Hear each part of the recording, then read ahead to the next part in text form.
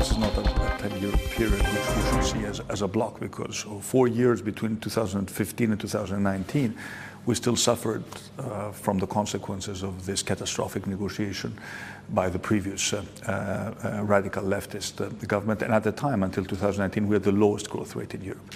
And these were good times for the global economy.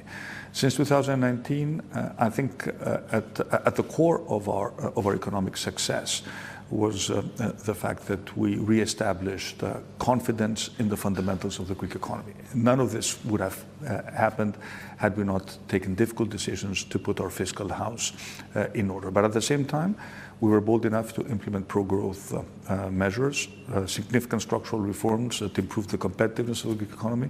I think we pitched an attractive story to foreign investors, and foreign investment keeps coming in the Greek economy. And of course, yes, I was the one who negotiated on behalf of Greece the Next Generation EU program.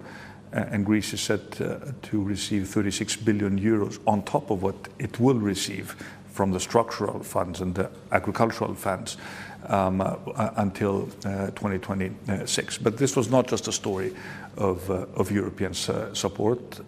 We took bold decisions and we managed to win a second election after demonstrating that you can actually deliver results through sound, moderate, pro-growth policies.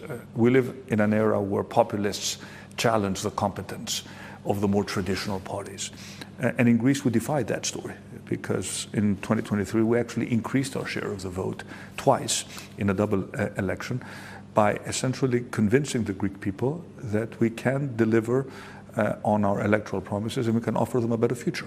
And this is going to be, again, the challenge in 2027. Are we going to be consistent? Can we rebuild trust? Can we focus on what people care about? And the number one issue still in Greece is inflation and disposable income. So we know we need to improve people's lives. We know we need to further decrease taxes, increase wages, create more jobs. But we have to do it, Sylvia, in a sustainable way. We cannot do it by endangering the fundamentals of what we have achieved. Very clear. I heard from your finance minister not too long ago. He gave an interview a couple of days ago, actually, suggesting that Greece is in a position to repay some of the loans from the debt crisis 10 years ahead of the plan. Any color you can give us on that? What is the plan? Well, I will leave that to the experts, but the idea, again, was always to be able to pleasantly surprise the markets. So if we can repay loans with a higher interest rate earlier, we will do that. And it is interesting that in this environment of global fiscal turbulence, where bond markets are jittery, that the performance of the Greek debt has been remarkably stable. And this, I think, points to the fact that what we have achieved here is appreciated by the markets, and that the markets at the end of the day place their confidence in our ability to consistently deliver primary surpluses and to consistently bring down our debt as a percentage of GDP. So these are the non-negotiable foundations upon which we build our entire sort of policy initiatives. And in that sense, we have an excellent public debt management authority. I have complete trust in them, and if they can sort of take initiatives that improve the debt profile of our debt and replace debt with a higher interest rate with debt with a lower interest rate, of course we will do that. Just makes financial sense. Yeah. I would like to go back to the outlook here for the support from the European Union. The COVID funds are just one of the many elements of the recent recovery, but I'm wondering what is going to happen beyond 2026 when these funds no longer exist. What is your plan? I think that's an important point. First of all, we need to make sure that we make good use of the COVID funds. We are sort of top performers in terms of absorbing the COVID funds. I need to point out to your viewers that there is significant conditionality attached to those funds. So this is not just an exercise in absorbing funds. There are many structural reforms attached to these funds, which we gladly put in place, not because they were imposed upon us by a troika, as was the case 10 years ago, but because we fundamentally believe that these reforms are necessary in order to ensure that we will keep growing in the long term when we no longer will have the COVID funds at our disposal. And I do believe that we're now on a track to establish a long-term growth rate that is consistently higher than the Eurozone average, exactly because we are changing the fabric of the economy itself. We're attracting more foreign direct investment. We're focusing on productivity, on labor market participation, on ensuring that this economy is focused on innovation and exports, which was not the case in the past. But the fabric of the economy is still very much focused on tourism and construction. Less so than in the past. I need to highlight that. Of course, tourism is important, but even the tourism industry is changing. Focused more on higher-end tourism. I think you see that in Athens, extending the season, opening up new destinations, and making sure that we grow the industry in a sustainable manner. These are non-negotiable preconditions for us. But if you look at other sectors that are growing very fast, renewable energy. We're leaders in Europe. We produce more than 50% of our energy from wind and sun. Logistics and infrastructure. Just look at our geographic position. I'm a great believer in the potential of the IMEC corridor, connecting India to the Middle East to Europe. And Greece is a natural entry point, the first sort of continental country on the IMEC road. If you look at, for example, sustainable agriculture, we have excellent products. We need to improve the productivity of our agricultural sector. Services, healthcare, education. We're liberalizing education. And tech. I really want to focus on tech because what you have in Greece is indeed very interesting. You have a booming ecosystem of tech startups that is doing remarkably well. We have our first unicorns because we have great talent. Great talent, universities that produce, very well educated public universities that produce very well educated graduates, but also a Greek diaspora, which is a tremendous asset.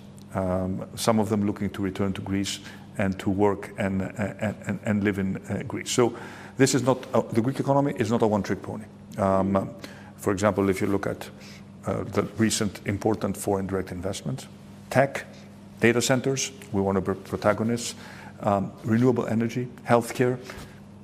Tourism is on track, but this is not just about tourism and construction. This is a broader and much more diversified economy than many people think. On the point of inflation, you're suggesting that you actually believe that the worst is over. But is the worst really over when you might be facing new tariffs from the United States and the global economic picture is very uncertain? You're right to point that out. At the end of the day, inflation was a global problem. It was not just a Greek problem. And we still have we still have an issue with inflation in services that we need to address, and of course we also need more competition, and we're looking into this. Yes, there could always be systemic shocks. I'm cautiously optimistic that the European Union will be able to strike a trade deal with the United States that will avoid the excesses of a completely unnecessary and detrimental to all, trade war. I think it's been clear by now, also by the reaction of the financial markets, that they understand that trade wars are essentially bad for everyone. So I have confidence in our negotiating team, the European Commission negotiating team. I think there is a landing zone. I think mutual compromises can be made on both sides. And at the end of the day, I think transatlantic trade is too big and too important to blow it up in a trade war that will have no winners. And I see some signs also from the U.S. Administration that they're willing to engage and have a serious discussion about how we can sort of scale down the initial announcements and come to an arrangement that is going to be mutually beneficial. But do you think that arrangement is going to come within this 90-day pause? I would hope so. And again, the 90-day pause that's what we have today. But if we need more time, maybe we need to take more time. But at the end of the day, I think we also understand that there are some moves that we need to make. Like what? In terms of, in the past, before this started, we had 10% tariffs on U.S. cars coming into Europe, and the U.S. had 2.5% tariff on European cars coming into the U.S. Doesn't make much sense if you want to have a reciprocal and honest relationship. So there are things we can do. There are things which we cannot and will not do. For example, I don't expect Europe to change its rules when it comes to digital services. That's not going to happen. But there are other things where maybe also some non-trade barriers we can possibly look at it in terms of reasonable access for some U.S. products into the European market. So I think there is a portfolio of initiatives, and I think there's a landing zone.